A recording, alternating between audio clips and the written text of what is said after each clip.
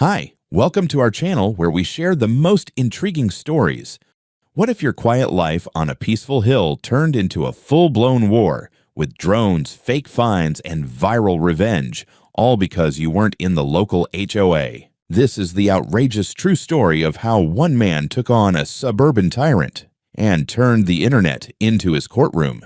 There's a kind of silence you only find on a hill at 7 in the morning. Not the absence of sound, but the right kind of sound. Distant wind, bird song, the groan of old wood under my feet as I step out onto the porch with a mug of black coffee in hand. The city lies below, still stretching its limbs. From here, it looks like a snow globe someone forgot to shake. Still, orderly, harmless. My name is Daniel Cole. I'm 46 years old, work remotely as a systems analyst, and live in a two-story house my father built with his own hands back in the 70s. The place is old, sure, it creaks when it shouldn't and leaks when it rains. But it's mine. Solid. Real. It sits right outside the boundary of a modern development called High Pines, a neatly trimmed jungle of beige vinyl siding and recycled smiles. A manufactured community with manufactured rules. I've got nothing to do with it. Never did. According to every official document, my land predates their first blueprint by decades, and yet somehow, that doesn't seem to stop them from trying to absorb me like a rogue cell. Life here, until recently, had a rhythm to it. Simple, satisfying. I'd start my mornings tending the garden or tinkering in the garage. I'd mend a broken fence post, replace a screen door, maybe throw something together in the slow cooker, if I remembered. Some days, I'd take the dog, Barney, my mutt with an attitude, for a walk down the gravel path behind the house. Other days, I'd sit on the porch and just let the world breathe around me. I like the quiet. I like being left alone. I pay my taxes, keep my lawn cut, don't throw wild parties, or let my trash can linger on the curb too long. In fact, the only thing that might seem unusual to anyone is how rarely I leave. Working from home has turned me into something of a ghost around here, at least in the eyes of neighbors who expect to see headlights and commutes and carpool rituals. And that, apparently, was enough to start a storm I never asked for. Because in a place like High Pines, being quiet isn't just suspicious, it's practically criminal. Little did I know, sipping that coffee with my feet up and the sky wide open, that I was about to become the main character in a suburban soap opera I didn't audition for. It started with a glance. One of those long, squinting, suspicious looks from across the street, the kind you usually reserve for someone sneaking around your backyard with a crowbar at 3 a.m. Except in this case, it was 2 p.m. I was in broad daylight, wearing cargo shorts and planting tomatoes. At first, I didn't think much of it. Karen Wheeler had always had the vibe of someone who organizes her canned goods by color and probably refers to her SUV as the Escalade. She was the president of the High Pines HOA, a title she wore like a sheriff's badge, always walking with purpose, clipboard or tablet in hand, ready to enforce Rule 6.2b regarding mailbox heights. But then, something changed. I started noticing her more often, lingering on the sidewalk just a little longer than necessary, making subtle circles past my property in the morning and again at dusk. She always acted casual, pretending to check her phone or admire a flower bed, but her eyes would flick up to my house every few seconds like she was waiting for something to happen. Then came the whispers. One afternoon, my neighbor Jim caught me as I was carrying groceries in. "You all right, Dan?" he asked, half sheepish, half concerned. "Yeah, why?" "Well," he rubbed the back of his neck. "Karen's been going around asking folks about you. Said she's trying to verify occupancy consistency or something." "Excuse me." I blinked. "She asked me straight up if you were squatting in your own house. Said you're unusually stationary for a working-age male." I couldn't help it. I laughed. Loudly. "Unusually stationary? What the hell am I, a shrub?" Jim didn't laugh back. "She's serious, man. Talking about how your name isn't in the HOA registry and that you refuse to integrate with community standards. She said she's compiling a file about me, for living, quietly." The next day, I saw her speaking to 2 teenagers on the sidewalk. One of them pointed at my house. Karen nodded, typed something into her tablet, and took a photo. A photo. Of my house. No warning, no interaction. Just some impromptu reconnaissance mission like I was running a cartel operation out of my garage. Then it got weirder. I was on the back porch sanding an old cabinet when I noticed movement out front. When I peeked around the corner, I caught Karen standing just off the curb with what looked like a small measuring wheel. You know, the kind used for crime scene mapping or laying down football fields. She was measuring the distance between my driveway and her sidewalk. When I opened the gate and walked toward her, she turned abruptly and speed walked away like a kid caught stealing cookies. The cherry on top came that Sunday. Apparently, during the HOA's monthly meeting, Karen put together a PowerPoint presentation titled The Unknown Occupant. Jim showed me a photo he snapped of the screen. Slide 3 had a grainy zoomed-in image of me pruning my hedge, captioned, "Spotted 5-6 times per day. No HOA affiliation. No integration. Pattern: high risk of non-compliance." She had outlined my suspicious routine, including 9 a.m. porch coffee ritual, afternoon, yard maintenance, excessive, evening, 0 vehicle movement. Karen's closing argument: if he's living here full-time, why hasn't he signed HOA documents? Either he's renting illegally, or we're looking at a direct violation of jurisdictional unity. Jurisdictional unity. I nearly spit out my beer reading that phrase. It sounded like a line from a dystopian sci-fi flick. The next morning, I found a printed notice in my mailbox. No envelope, no signature, just a piece of paper that read, "Your presence is being reviewed for community impact." And that's when I realized this wasn't just curiosity. This was a full-blown suburban witch hunt. I was mid-sip on my second cup of coffee when I saw the flashing lights. 2 squad cars slowly winding their way up my driveway like something out of a low-budget thriller. I stood there on my porch, still in my pajama pants and slippers, wondering for a moment if they were lost, or maybe here to ask about a stolen lawn gnome. "Morning, sir," the taller officer said as he stepped out, hand resting lightly on his belt. "We received a report of potential unlawful residents at this address." I blinked. "Unlawful residents? You're kidding." "Wish I were," he said, glancing back at his partner with a smirk he tried to hide. "Caller claimed there may be someone occupying this property without proper ownership." I stared at him for a beat. "You mean me? In my own house?" He gave a patient nod. I sighed, stepped back inside, and returned with a stack of documents that had become my new holy relics. The original deed, updated tax records, utility bills, and, just for good measure, my driver's license. The younger officer looked them over, exchanged a glance with his partner, and shook his head with a chuckle. "Yep, checks out. Looks like someone's been pulling your HOA's strings a little too tightly." "Karen," I muttered. "Karen," he confirmed. "We've had a few run-ins with her already. Last month she called about a suspicious fire hazard that turned out to be a citronella candle." They apologized and left with a polite warning to stay weird, which I actually appreciated. But the visit wasn't the end. No, that was just Act 1. The next week, I noticed a new buzzing sound. Not bees, not birds, mechanical, persistent. A drone. I spotted it hovering just above my property line, dipping low enough to scan my yard. At first, I waved. The drone rotated and pulled back. The next day, it returned. This time, it zoomed in on my shed. The day after that, it flew past my second-story window. Let me say this clearly. I'm a tech guy. I know drones. I know how far they can go, how they record, and I know illegal surveillance when I see it. I posted a sign on my fence, "Private property, drone flybys will be met with hose-based retaliation." Apparently, Karen didn't find it funny. 2 days later, I received a thick envelope stuffed in my mailbox. No postage, just hand-delivered with love. Inside was an updated community zoning map, a poorly photoshopped HOA directory, and, believe it or not, a fake welcome letter. It was addressed, "Dear Resident," and informed me that my home had been grandfathered into the High Pines HOA effective immediately. There was even a dues statement, $325 for the quarter, due in 7 days. They'd gone so far as to staple on a membership certificate with a gold foil sticker that looked like it had been peeled off a wine bottle.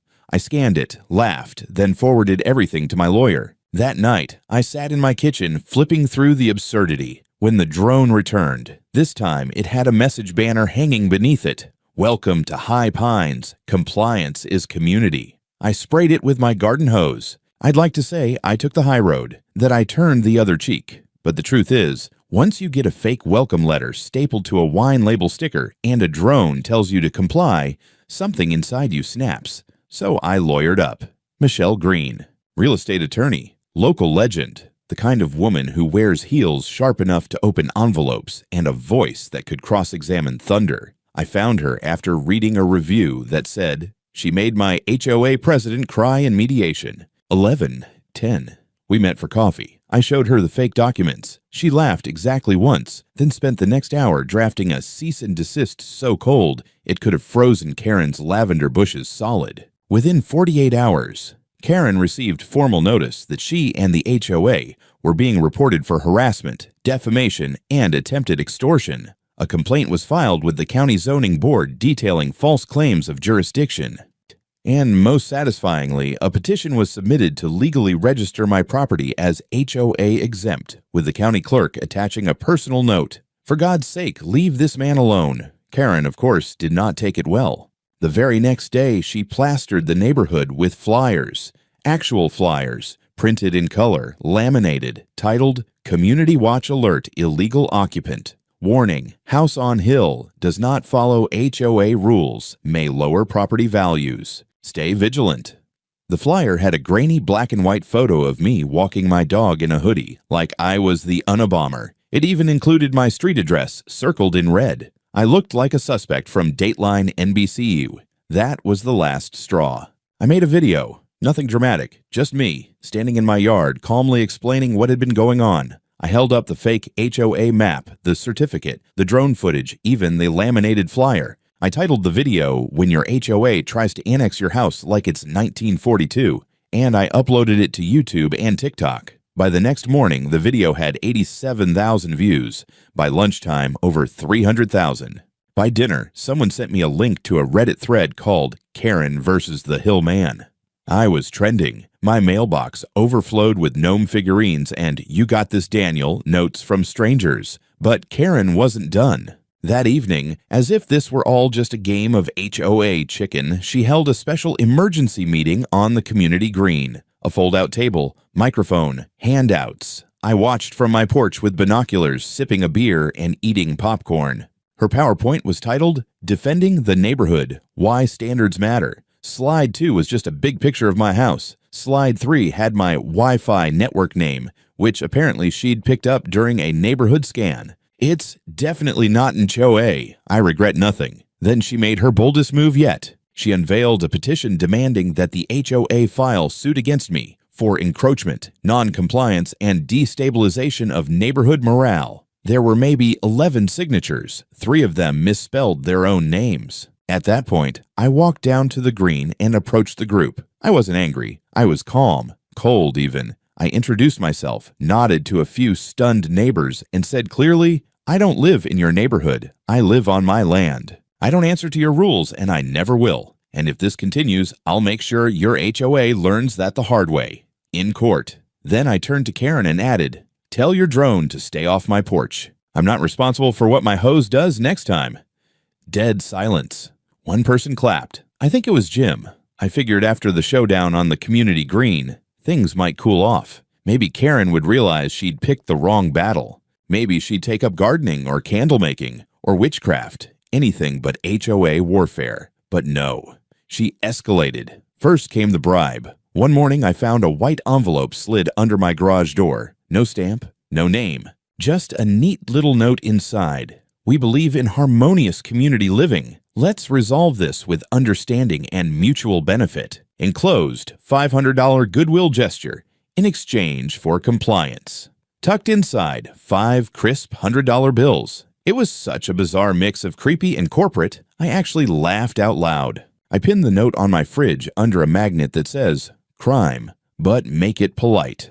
Naturally, I made a copy, emailed it to Michelle, and returned the original to Karen's mailbox with my own note. "Thanks for the lunch money. Still not joining your cult." The next day, an inspector knocked on my door. He was wearing khakis and a polo shirt embroidered with Neighborhood Integrity Council, which sounded made up even before he opened his mouth. "Good afternoon, sir. We've had some reports of code violations on your property. Overgrown hedges, unsecured trash bins, non-standard paint tones." I stared at him.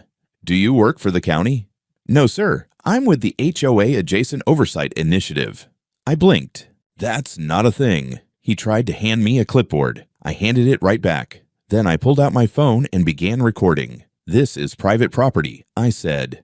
"Leave, or I'll call the sheriff and ask them if oversight initiative is code for trespassing." He turned and speed walked away like his cargo shorts were on fire, but the kicker came 2 days later. A bright yellow envelope taped to my front door, big red letters. "Final warning, code infraction penalty." Inside, a ticket. No, really. A faux citation with a barcode and a line that read, "You are hereby fined $750 for community disruption, refusal to comply, and excessive individuality." There was even a place to mail a check. To a P.O. box labeled Civic Harmony Department. That was new. I posted a photo of the ticket on my channel with the caption, "Apparently being myself now comes with a cover charge." The internet lost it. I got stitched by a lawyer on TikTok who called it the most creatively illegal attempt at extortion I've ever seen. Local news outlets reached out.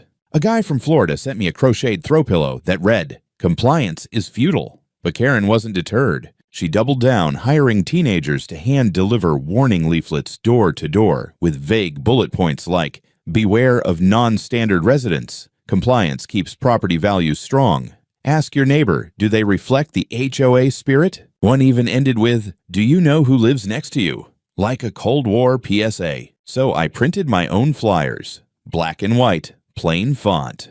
"Hi, I'm Daniel. I own my house. I pay taxes. I compost. I don't want your HOA. Also, I make amazing chili. Wave next time." I signed it with a doodle of a waving gnome. The neighborhood, as it turns out, had more humor than fear. I got thumbs-ups, chili recipe requests, and a bouquet of basil from the sweet old lady 3 doors down. But the HOA?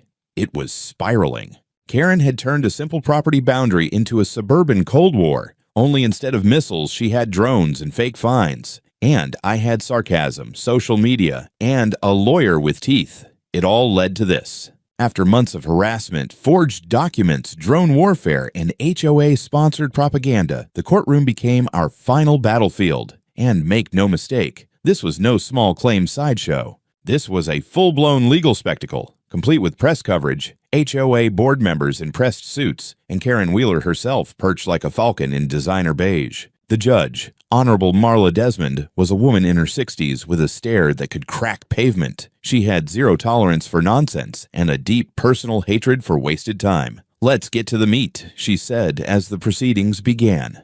No salad. Michelle, my fire-breathing lawyer, started with a calm, cutting presentation of the facts. The drone surveillance, the falsified HOA documents, the fake inspector, the fabricated citation, the attempted bribe, and the repeated defamation. Each piece was introduced with time-stamped photos, video evidence, and a large binder simply titled Wheeler Very Reality. Karen's lawyer, a sweaty man with a comb-over and the charisma of wet drywall, argued that the HOA was merely protecting the community's aesthetic integrity and that Karen had acted out of dedicated civic concern. Michelle rose slowly and said, "Concern is knocking on a door, not launching an aerial spy campaign and mailing extortion letters." Then she dropped the bomb, a recording we'd obtained from a former HOA board member, one of the few with a conscience, who secretly taped a meeting where Karen said, and I quote, "If we can't make him follow the rules, then we'll force him out, legally or not. I want that property under HOA control by the end of the year." The courtroom fell silent. Even Karen's own lawyer blinked at her like she'd just confessed to burning down a church. Karen's face turned the color of bad yogurt. She tried to speak, tried to smile, but the corners of her mouth just twitched helplessly. Her clipboard, previously a symbol of dominion, now shook in her lap like it was embarrassed to be seen with her. The judge leaned forward.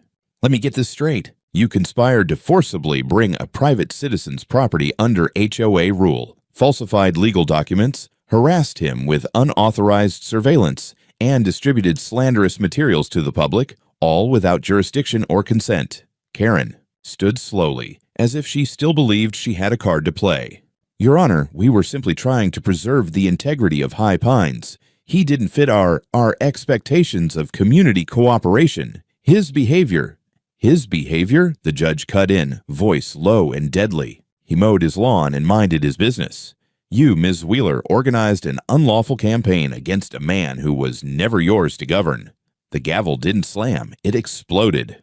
I find the HOA of High Pines guilty of civil harassment, defamation, abuse of process, and attempted extortion. Mr. Cole is awarded $120,000 in damages, including punitive fines." She turned her steel gray eyes to Karen.